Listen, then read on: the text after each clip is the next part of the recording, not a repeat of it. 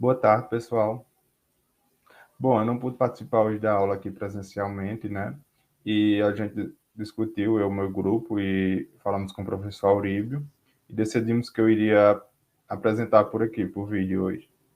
Bom, eu queria agradecer ao professor Auríbio por permitir, né, e a meus colegas, por ter permitido que eu apresentasse assim hoje. Bom, agora vamos dar início, né, ao nosso seminário.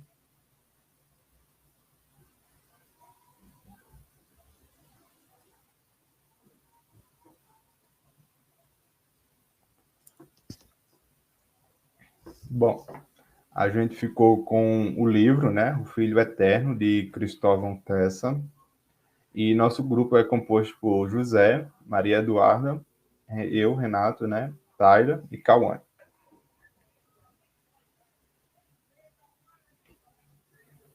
Bom, a obra, né, de O Filho Eterno, de Cristóvão Tessa, foi publicado originalmente, né, em 2007 pela editora Record, né, e essa edição aqui que a gente leu, né, que eu trouxe, foi uma edição mais recente da Record, né, de 2010, e, e que essa obra, no geral, né, ganhou diversos prêmios, né, nacionais e internacionais, e aqui eu trouxe alguns dados sobre a obra.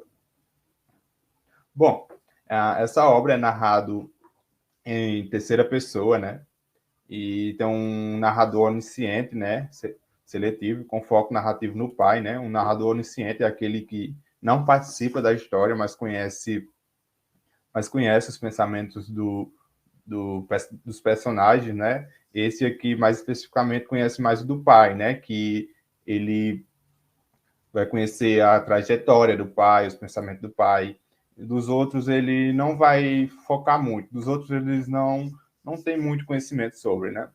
Aqui eu trouxe esses dois trechos do livro que deixam isso muito claro, né? Que ele é um narrador em terceira pessoa, né? Onisciente, seletivo, que conhece mais os pensamentos e a trajetória do pai, né?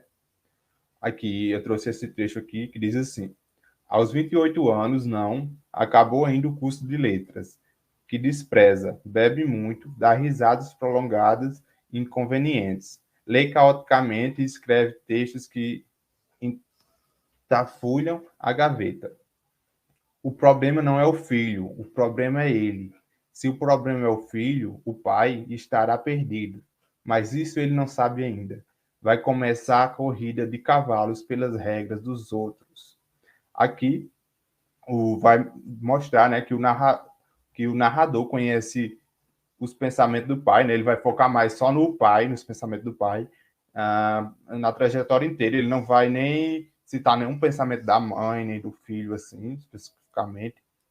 E por que ele tem esse apego aos pensamentos do pai, né? Aqui, porque essa, essa obra é uma obra que é denominada como se fosse uma autobiografia, né? Em que o pai, o narrador, que conta uma história, um relato pessoal, né? E que ele vai fazer uma separação entre o narrador e o autor, né? Que ele vai dizer que essa obra, na qual vai acontecer essa separação, que ele vai dizer que só é interessante, né, se me transforma em escrita. Ele vai fazer essa separação entre narrador e autor, né, porque ele não se acharia interessante se fosse escrever uma autobiografia, né? Ele não ia achar que a história ia ficar interessante. Por isso ele faz essa separação entre o autor e o narrador.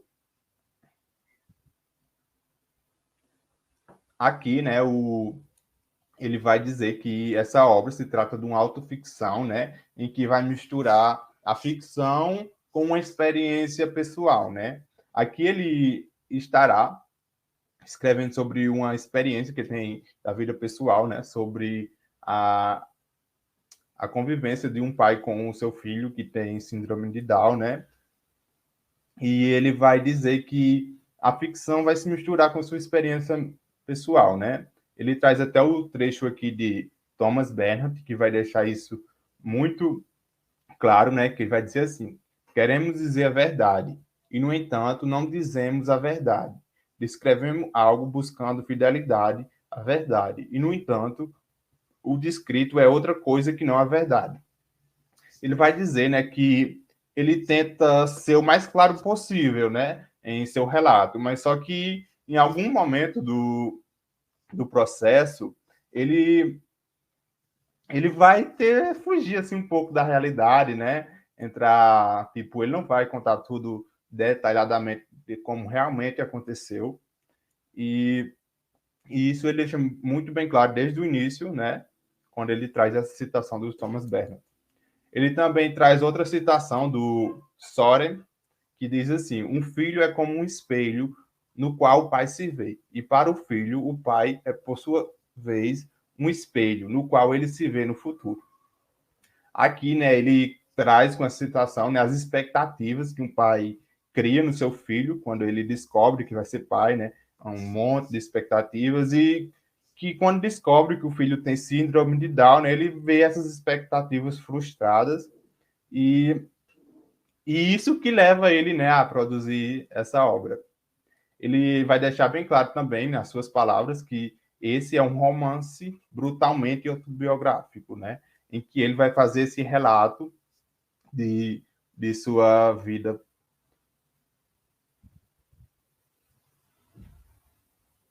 Bom, essa obra, né, está dividida em 25 capítulos, né? Esses capítulos não são enumerados e, esse livro, né, se passa num plano linear, né, entre 1980 e 2006, né, que ele retrata desde o nascimento do filho até quando ele completa 25 anos. E esse essa história é narrada, né, em um plano do tempo presente, né, com mistura do plano passado, pois ele, em alguns momentos da história, ele vai ter algumas relembrar alguns dos acontecimentos que ele teve na adolescência, né, em que ele vai narrar essas vivências que ele teve. Essa história, né, por muitos autores, foi publicada como se fosse um romance, né? Mas para muitos autores vai ser denominado como uma autobiografia, né? Pois o autor faz um relato da sua vida pessoal, né? E por isso é denominado como uma autobiografia. Mas o narrador, o autor, né? Não se sentiu à vontade, como ele mesmo falou, né? Para escrever essa história em primeira pessoa, como se fosse um narrador participativo, né? Ele faz essa história em terceira pessoa, como se conhecesse essa história, mas não fosse ele que estivesse vivenciando aquilo. E essa história, quando analisamos essa obra, né, percebemos que está bem presente na literatura contemporânea, né? Pois é uma literatura que não uma literatura que não segue uma linha assim definida, né? Que sofre influências de das outras dos outros períodos literários ainda. E pois, como sabemos, né, a literatura contemporânea não segue definições exatas, né? E, e isso está presente nessa obra, né? O autor não segue essa autobiografia exata, né, como narrada em primeira pessoa, como se fosse um personagem que participa da obra, não. Ele faz esse relato de sua vida pessoal em terceira pessoa, como se fosse um narrador que conhece todos os pensamentos do personagem, mas não participa da história, né? Bom, era isso que eu tinha para falar. Obrigado pela atenção. Minhas colegas vão dar continuidade agora.